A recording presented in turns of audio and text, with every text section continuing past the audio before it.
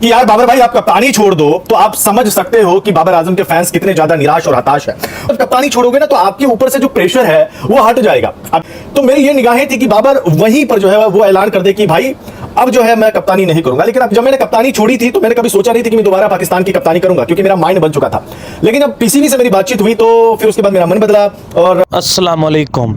बाबर आजम तुम्हें खुदा का वास्ता है, अब ये कप्तानी ना लो, अब कप्तानी छोड़ दो। अब भी आपके पास मौका है कि आप अपनी कप्तानी को छोड़कर आप एक अच्छे बैट्समैन बन सकते हैं।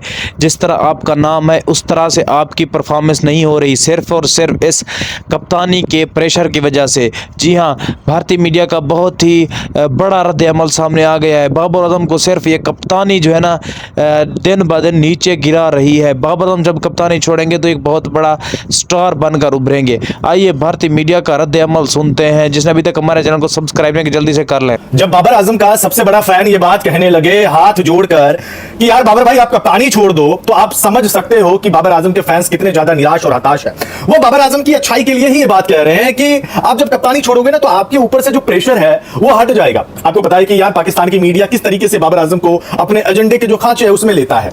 और बाबर आजम जब कप्तानी करते हैं तो हर किसी की यही निगाहें होती है कि कब पाकिस्तान की टीम हारे और उनको जो है बाबर आजम को रोस्ट करने का मौका मिले। बहुत सारे लोग ऐसा करते हैं और पाकिस्तान की मीडिया तो हमेशा निशाने पर बाबर आजम को रखते ही रखते हैं।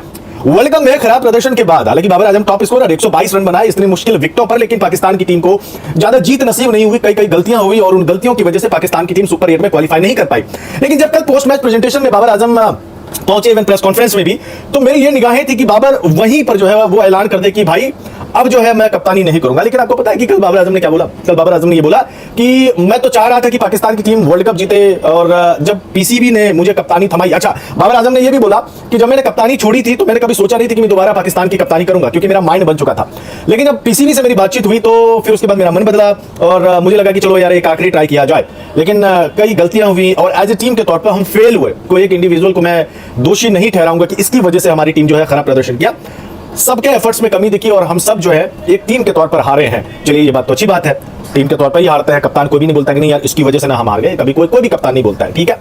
तो एक लीडर की यही पहचान होती है कि आप जो है बोलते हो ऐसी बात। बट अब क्या, क्योंकि पाकिस्तान के जितने भी फैंस हैं वो ये चाह रहे हैं कि बाबर आजम कप्तानी से हट जाए और बाबर आजम जब कप्तानी से हटेंगे तो उन पर दबाव कम होगा, बैटिंग अच्छा करेंगे और पाकिस्तान को Babar Azam as a batsman चाहिए, ना कि Babar Azam as a captain चाहिए। लोगों की यही ख्वाहिश है कि बाबर आजम ने जो अब तक मुकाम हासिल किया अपने करियर में, 8 साल के करियर में, वो एज ए बैट्समैन के तौर पर। जी हाँ दोस्तों, आपने भारतीय एक सहाफ़ी अविनाश आर्यन की बात सुनी कि वो कह रहे हैं कि बाबर आजम उस वक्त एक अच्छी इनिंग बिल्ड कर पाएंगे जब वो कप्तानी से रिमूव हो जाएंगे। आइए हम उसका मजीद रद्द अमल देखते हैं कि वो क्या कहते हैं। हार गया, T20 वर्ल्ड कप अब नहीं खेल पाएंगे क्योंकि सुपर 8 में आप क्वालिफाई नहीं किए। तो कहीं ना कहीं बाबर आजम को रीथिंक करने की जरूरत है और अपने आप पर वो विचार करें कि वो करियर को किस तरीके से ले जाना चाहते हैं। For your kind information, Babar Azam हो चुके हैं 30 साल के लगभग में, ठीक है। ज्यादा से ज्यादा 5 साल और एक वर्ल्ड कप आप मान लीजिए, क्योंकि 32 के बाद ना रिफ्लेक्सेस कम होने लगते हैं। 32 के बाद हैंड आई कोऑर्डिनेशन बहुत मुश्किल हो जाता है किसी भी प्लेयर के लिए। भाई सुरेश रैना, वीरेंद्र सहवाग जैसे लोगों का करियर 32 साल की उम्र में खत्म हो गया। 33 साल की उम्र में एलिस्टर कुक ने संन्यास ले लिया था, ये भी मैं आपको बता रहा हूँ। 33 ईयर्स में एलिस्टर कुक उन्होंने संन्यास ले लिया था, जबकि बहुत कम उम्र से खेल रहे थे। तो होता है, अब बाबर आजम को जो भी अचीव करना है ये नेक्स्ट 4 साल में ही करना है और इस दौरान बाबर आजम का खराब फॉर्म भी आएगा, ये भी ध्यान रखिएगा। खराब फॉर्म भी आना है। तो ऐसे में अब बाबर आजम क्या चाहते हैं, क्योंकि उन्होंने अपने करियर के 60% टाइम तो उन्होंने निकाल लिया है, 60% मैचेस उन्होंने खेले। अब जो 40% बचा है, यहां से या तो बाबर हीरो बनेंगे या फिर जिस तरीके से हाल कामरान अकमल, उमर अकमल, अहमद शहजाद का हुआ था, कहीं उस रास्ते पे ना चला जाए, क्योंकि प्रेशर काफी ज्यादा है। और अगर आप परफॉर्मेंसेस नहीं देंगे तो हो सकता है कि फिर मुश्किल भी हो जाए एज ए बैट्समैन के तौर पर भी।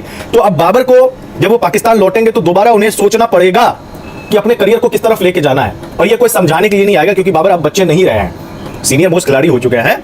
और यहां से अगर बाबर आजम को अपनी लेगेसी बनानी है, वो चाहते हैं कि आने वाले जो जनरेशन है वो उनको एडमायर करे, उनकी तरह बनना चाहे, तो बाबर को हर हाल में अपनी सोच बदलनी पड़ेगी। पावर अच्छे से अच्छे इंसान को खा जाता है, पावर बहुत अच्छी चीज होती है।